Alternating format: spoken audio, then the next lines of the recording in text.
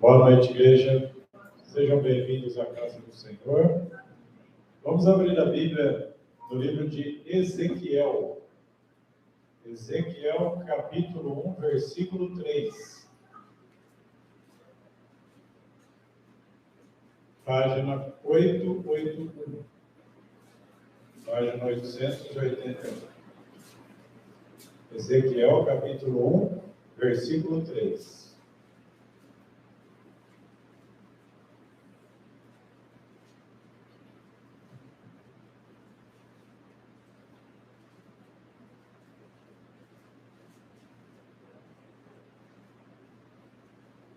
Amém? Diz assim a palavra de Deus.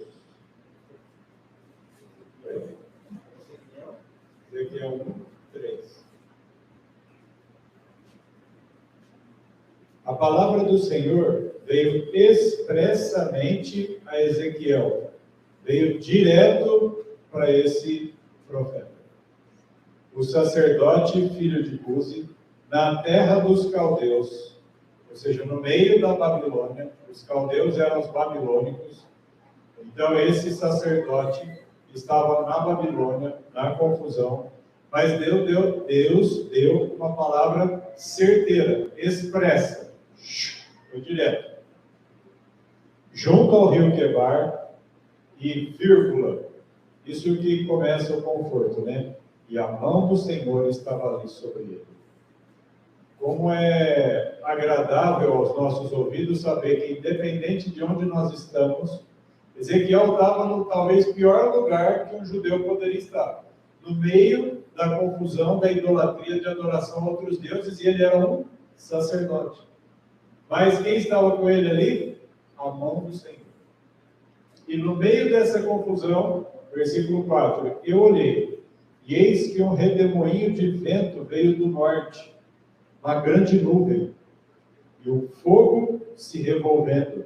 Então imagina uma nuvem grande, fogo se revolvendo, e um brilho estava sobre ele, ou seja, aí começa aquele brilho intenso da presença de Deus, e saía do seu meio como cor de âmbar, uma cor dourada, que saía do meio do fogo. Então ele começa a ter uma visão extremamente maravilhosa. Também saindo do seu meio, veio a semelhança de 4 seres viventes, e esta era a sua aparência. Eles tinham a semelhança de um homem, cada um tinha 4 faces, cada um tinha 4 asas, seus pés eram retos, sola dos seus pés como a sola do pé de um bezerro, e cintilavam com a cor de bronze polido. Vai descrevendo os animais. Ele está num lugar que ele não está entendendo exatamente o que está acontecendo na vida dele, e de repente ele tem uma visão mais difícil ainda. E além da dificuldade da visão, o brilho começa a se manifestar. E o versículo 8. E tinham as mãos de homem debaixo das suas asas, nos seus 4 lados, e as 4 tinham suas faces e suas asas. Agora, olha o que está escrito no comentário. Na primeira coluna, a parte de baixo está escrito: o poder divino dá sucesso.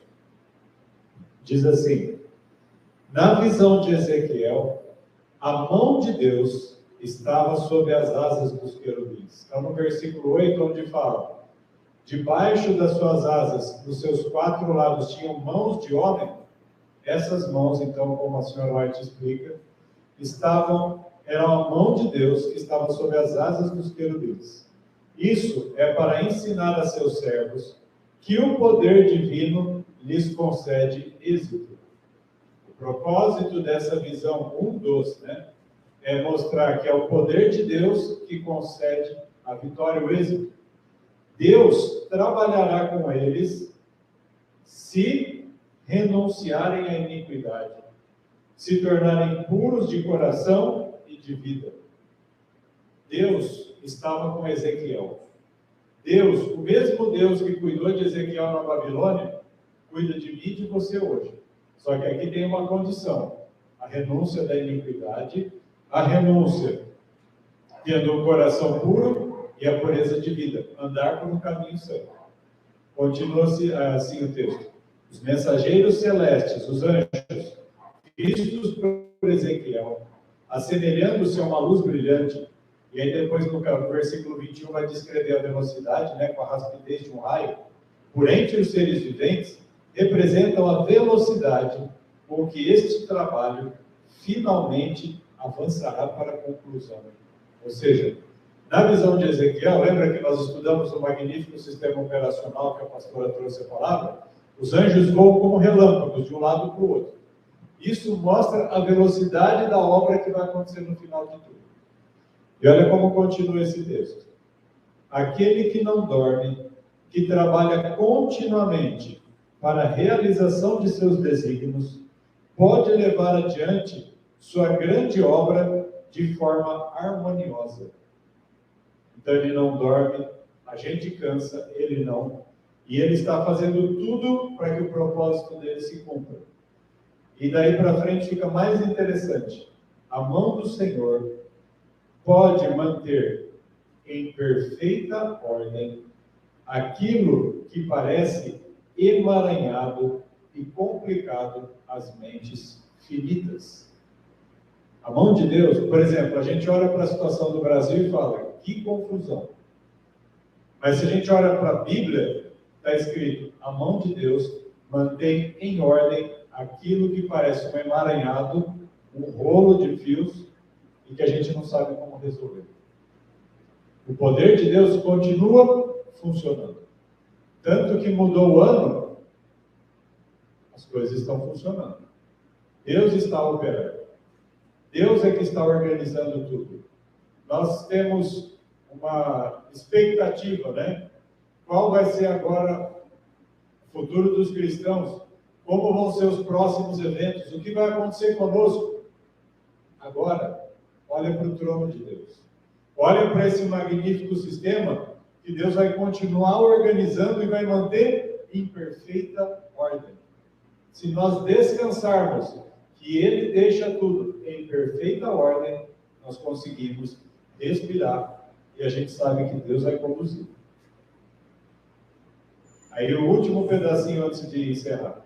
Ele pode divisar, distribuir, dividir as maneiras e os meios de frustrar os propósitos dos conselhos iníquos e daqueles que planejam dano.